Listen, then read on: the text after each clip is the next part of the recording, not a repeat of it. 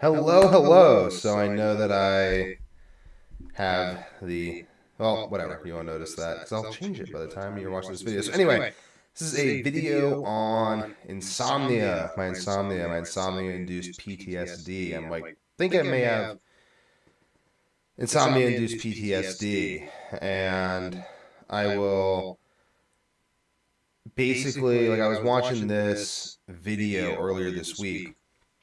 And as I'm watching it, let's get into it. We're back. Sit back and enjoy this insightful presentation with Dr. Joe Dispenza.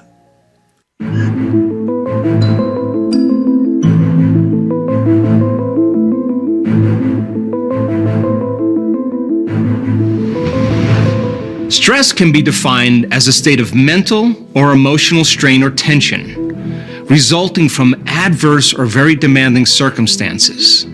But how do different kinds of stress cause long-term effects on our brain and body? Stress usually is created when we can't predict a future outcome, when we feel that we can't control the situation, or when we have the perception that there's a threat, a danger, or a perception that something's going to get worse in our lives.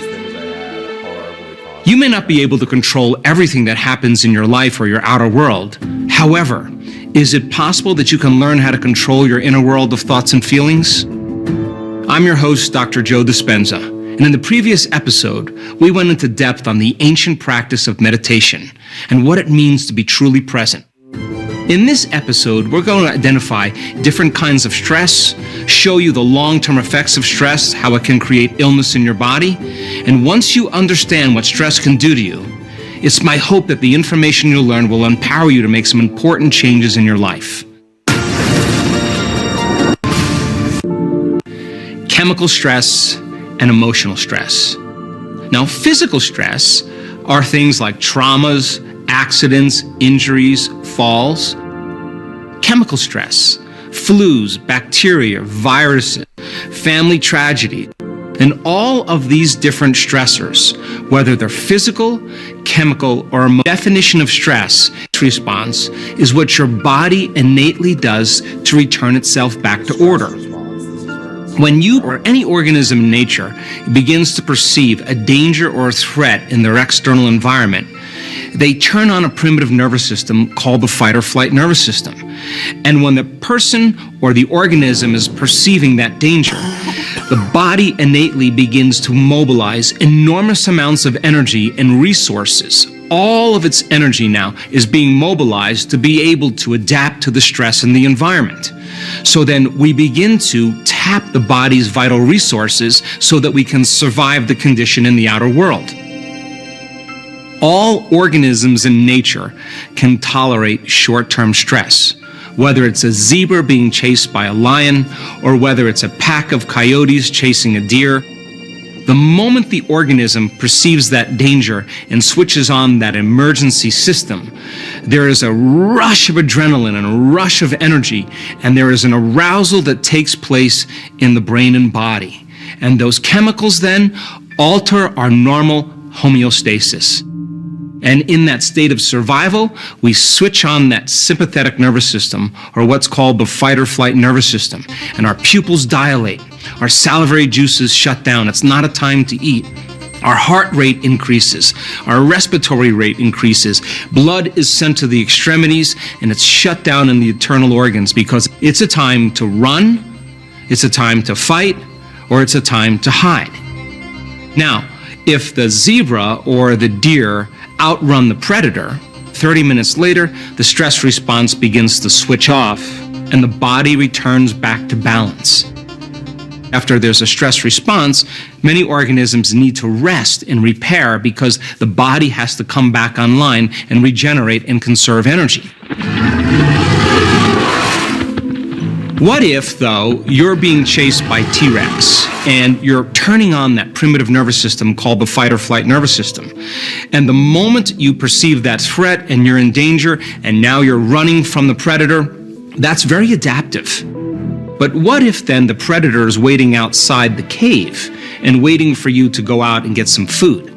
We could say then that your ability to sustain a certain stress response would be extended. But what if it isn't T-Rex outside the cave?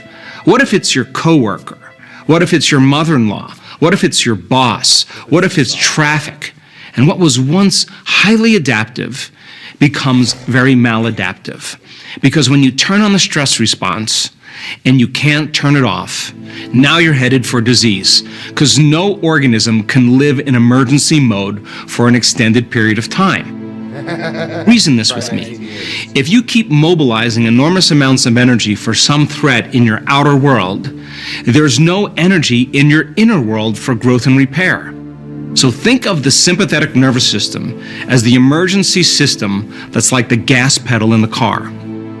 The other nervous system, called the of regeneration state of stress, and they, like an addict, become conditioned to the rush metabolism, system of relaxation, of regeneration, of metabolism.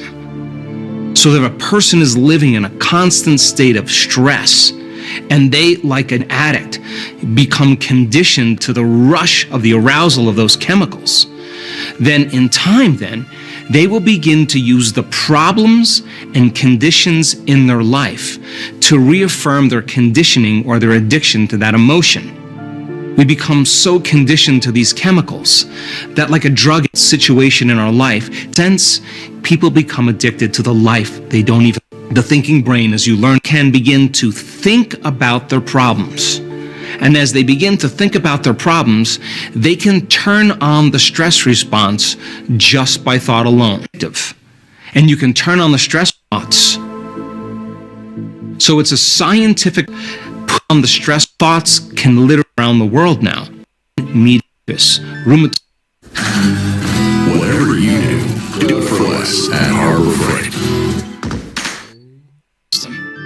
So here's the question. If your thoughts can make you sick, is it possible that your thoughts can make you well? Well, we did a research study where we took 117 people. For some comes care, love for life. Okay. So basically, let me play a little more. The joy for existence. And all we wanted them to do for 10 minutes a day was open their hearts and begin to feel those elevated emotions. At the end of 3.5 days, we went back and we remeasured those same values. And their immune system, that is, IgA levels, went up as a collective, about 50%. Their cortisol levels dropped about 16.25%. Their stress hormones went down, and their immune system... Well, anyway, so that is awesome stuff that he's talking about, but really, like, what I thought was really good and why I wanted to play the video was him talking about the stress response in Then we gain the ability to take back the beginning of the thing, and like the prolonged stress response, and how you condition yourself to be in a stress response by having been in a stress response for a prolonged period of time. So there's two things I wanted to mention, or a few things I wanted to mention as a result of like what I'm broadly asking and wondering, is this insomnia-induced PTSD? So, first thing, this is something interesting, is I've been basically stressed my whole life. That's something my dad said like a few weeks ago or something. He's like, you've just always been stressed, Evan. Like, why is it you've always been stressed? And I think this is probably why I just had insomnia. So I think I just have been conditioned to be a hyper-stressed person my whole life, regardless of what my natural disposition would have been either way. And then, like, another thing, I have a real aversion to talking about it. I have, like really getting into the nitty-gritty of my actual experience with insomnia. I hate it. I hate doing it. It causes my stress to go up so high. Like, I made a video, a little YouTube short, like a week ago, where I was like, I had really horrible insomnia. I didn't sleep for weeks. There were 2 months I didn't sleep at all. If you have insomnia, I can help you. And I just got a bunch of like really negative comments. People like, you didn't not sleep for a month. That's impossible. And just like, I deleted a lot of the nastiest ones, but it's just like people calling me like basically just saying I'm like seeking attention on the internet and claiming that I was ill in order to get attention, which is like, I don't want it to bother me, and like kind of like, but like it kind of does. But I'm just, I guess I'll just get over it. because it's whatever. Like, I have to talk about it anyway. But it's just weird. Like, it's weird. Like, I didn't think it would be hard to talk about, but it really is, though. Like, any of my videos where I really talk about what it was like, I don't really talk about it unless it's like a long video in the middle of the video, and I usually end up crying and whenever I talk about it, because it's so hard to talk about. It is like, I've been talking to people in the sauna about it, which has kind of helped me like get an understanding of like how to try to talk to people about this experience that I had and make sense of it.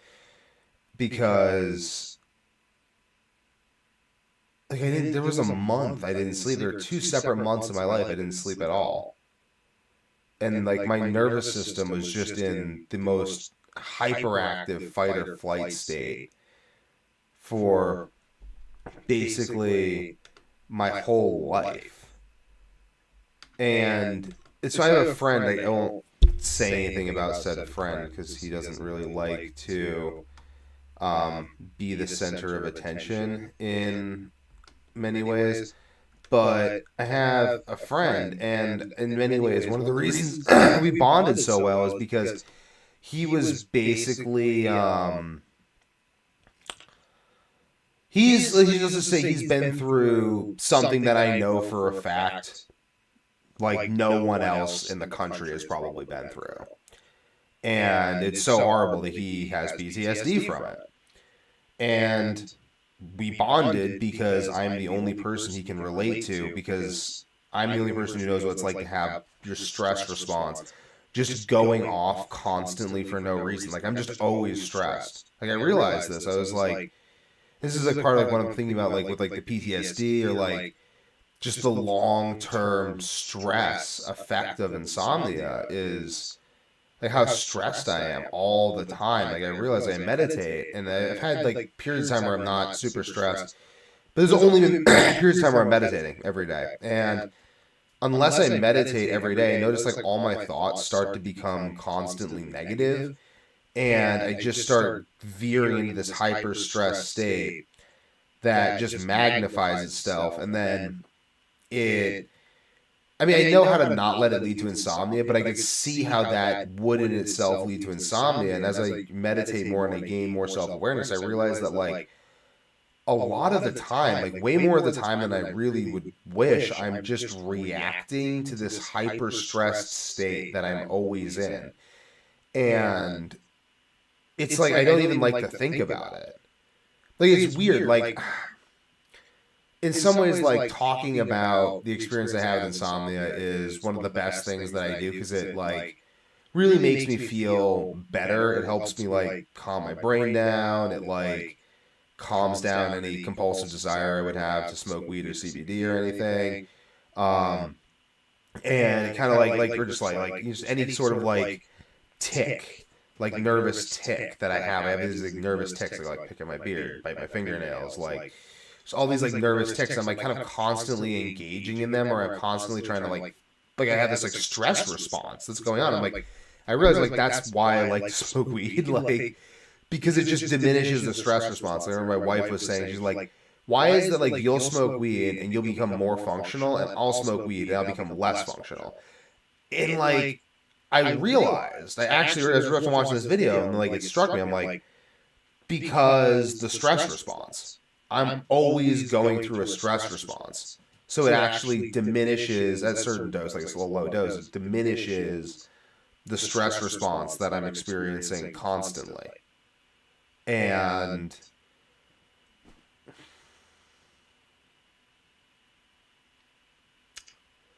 that's really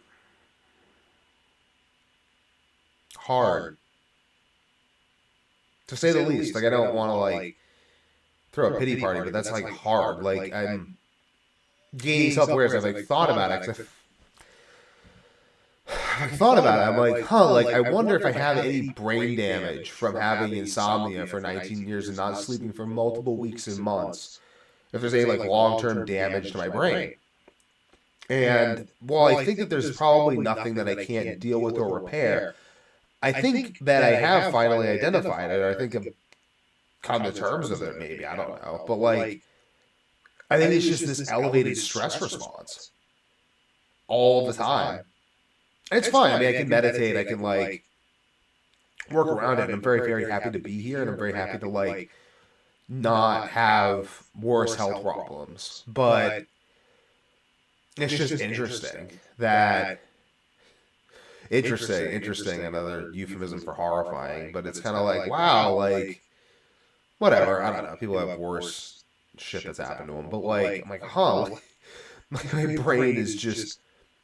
Like, I was thinking about this when I was, like, making this video. Making the video, I was talking... Like, I was making a video. I forget which video it was. But I was talking about how... I'm like, I kind of have, like... I don't know. Something like me being bullied when I was younger or whatever. But I was, like, realizing, like, I was like, oh, I don't know. I forget exactly what it was. But I was, like... I just realized, like, in the video, I was, like, talking about, like, expecting people to, like, attack me in public or something. And I was like... I realized, I was like... That's, like, weird. Like, I expect people to attack me in public. I just do. Like, I walk into a public setting, and I look at everyone, and I expect them to attack me. I just, like, it's not, like, a conscious thing. I'm not like, oh, they're definitely... But, like, all my first thoughts are about how I would respond if they all started trying to kill me. Those are all my thoughts. Like, a lot of the time in public is, like... What would I do if the people around me just started trying to kill me? And I'm realizing that that's not normal. And then I'm like, wait, like this traces back to the stress response. I mean, it's hard for me to really gain a perspective on how this stress response works. Because when I was actually in an insomniac state, my stress response was through the roof. Like, I was basically constantly talking myself off of, like, blowing my brains out, basically. I literally talked to the guy in the sauna about it today, and he was asking me, he was like, how did you manage that? I told him, I was like, you just sit down, and you just repeat, if I kill myself, it never ends. And that's what you do, you just repeat that. That if you kill yourself, then your state of mind will never end. So, then you don't kill yourself. But, like, I've been in that state where that's been, like, my only thought for, like, weeks at a time. And it's just odd, like, I don't know, like, but it's like I'm down from there, like, I'm not there, but, like, there's this stress response that's interesting, and, like, talking about my experience with insomnia really helps. Like, I get way less stressed afterward, like, the days and weeks after. I remember, like, I have, like, periods where I'm, like, sitting down, I'll be, like, just, like, completely at peace after I made some video talking about experience. After this, probably, I'll feel very, very good. It's really stressful right now talking about it, but afterward, I will feel very good because I'm kind of sorting through the emotion. Like, right now, like, it's hard. It's hard to talk about this. I remember, like, my dad, like, after I made the first video, though I didn't sleep for 19 years, well, that was so hard to make. It was so hard to talk about. I rehearsed that so many times in my head, but I remember my dad called me. He was like, I didn't realize your insomnia is this bad. Do you want to talk about it? I was just like, no, let's keep not talking about it ever. I just hung up, like, I just, like, dropped it immediately. I'm like, I would have liked to talk about it, probably. I would have really liked to talk about it, but, like, I can't. Like, I couldn't at the time. I mean, now I could maybe try to talk about it. Like, I don't know. Like, now, I don't like crying on the internet. I don't like crying on the internet.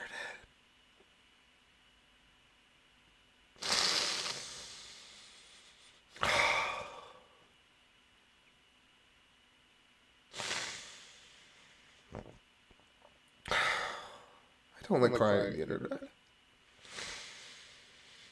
But I feel like I have to because I feel like the only reason I survived is because I'm supposed to help other people with this. Like, really, like, I've tried to help people for, like, years with this now, and what I've found is that I haven't found anyone who's had it as bad as me. Like, I haven't found anyone who's not slept for, like, longer than a week. Or, like, 2 weeks, I think. Like, certainly not a month. Certainly not for as long as I had it. And I really think that, like, whatever helped me survive, God, guardian angel, whatever, like, I think that the reason for that, I think the reason I am alive, I don't know if this belief is PTSD, like, I don't know, but I think the reason I am alive is so that I can help people with this problem. Because I don't know why else I'd be alive. I don't know why else I would have gone through that.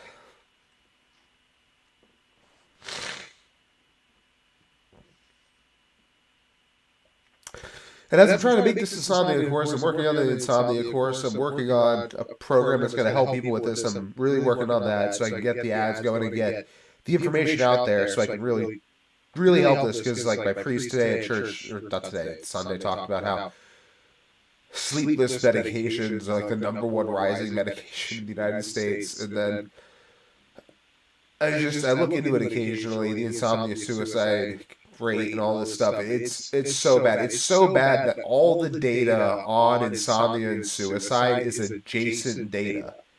They're like, wow, it turns out insomnia is like the biggest predictor of suicide, but we don't have any direct data on it because all the data we have is all based on studying people with depression, because we can't actually study the people with insomnia because they just like, only one study has like come out and said this, but basically like, if you're just not, like, it's such a risk factor for suicide, I think that it's almost impossible to study. I'll break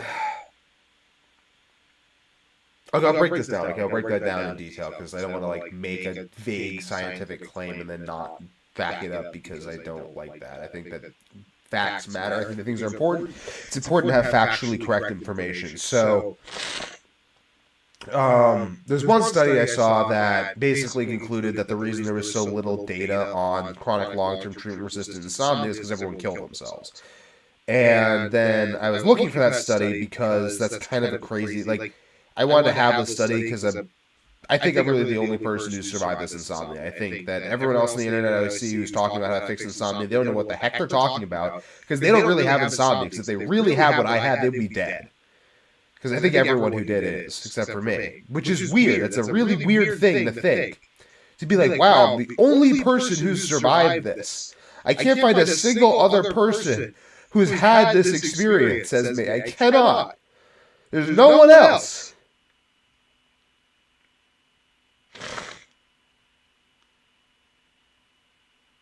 So I tried to look for the study so I could like cite that study. But in so doing, I just found tons of other studies that were like basically saying, like we're studying suicidality and depression. And it turns out that depression is not really the risk factor for suicide. It's actually insomnia. Oh, we're studying suicidality in teens. And it's just insomnia and suicide. They're like, they go together like French fries and ketchup.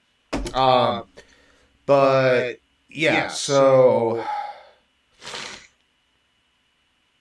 I don't know. Like working on this course, like it's causing my stress levels to really like increase because I have to go back into those memories and connect with the experiences that I went through to try to make those experiences intelligible to help other people in a systematized way. And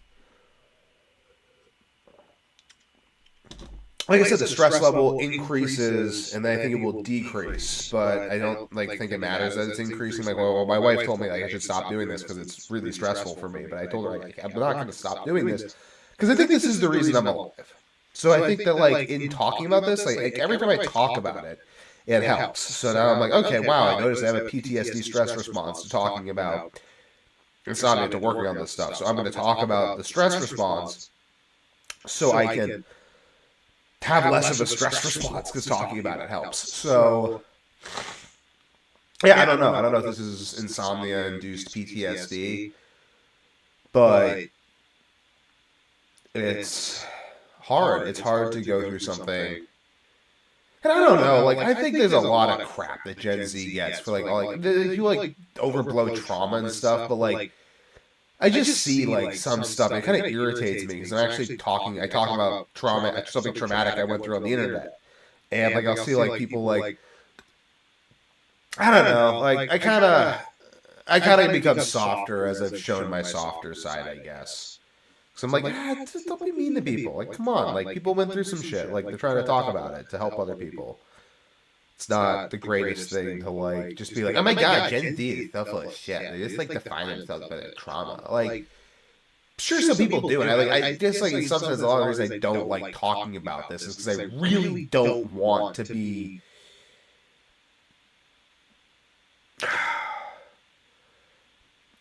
I'm not saying that there's a bunch of people out there who are trying to game the system by defining themselves as their trauma, because I think that anyone who's doing that is probably, they're misguided, but they're, I don't know, I don't really care, but whatever.